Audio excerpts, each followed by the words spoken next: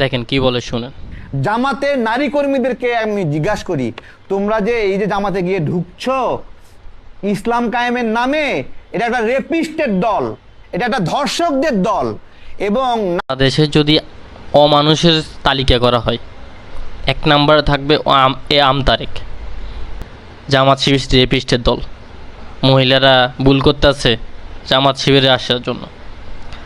খবর নিয়ে দেখ সারা দেশে যতগুলো রেপিস্ট হয়, বিএনপির লোক কয়জন করে, জামাতের লোক কয়জন। সারা দেশে যত অন্যায় হয়, কয়জন জামাতের লোক থাকে, কয়জন বিএনপির লোক থাকে। এ হচ্ছে 1 নম্বরে একটা অমানুষ। সে বলে নাকি মহিলারা ভুল করতেছে। আর এই আমতারেক দেখবেন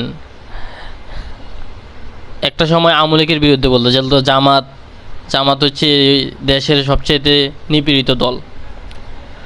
এখন আবার সে বিএনপি এবং 71-এর চেতনা তার ভিতরে চলে আসছে। তার মানে মাঝে মধ্যে তার চেঞ্জ হয়, মোড চেঞ্জ হয় আর কি। তার যখন যেটা মনে হয় সেটা বলে। ওই যে পাগলা কুত্তার মতন যে সময় যেদিকে হাড্ডি দেয় ওইদিকে দৌড়াদৌড়ি করে। জামাতের যে বট বাহিনী তার অর্ডারগুলো দিতেছে, আমি অর্ডার দিতেছে, দিয়ে অর্ডারটা নিতেছে না, ক্যান্সেল করে দিতেছে। যখন তাদের কাছে আমগুলো পৌঁছায় তখন তারা তা ক্যান্সেল করে দেয়। তো এই কারণে ব্যবসা ভালো হয় নাই।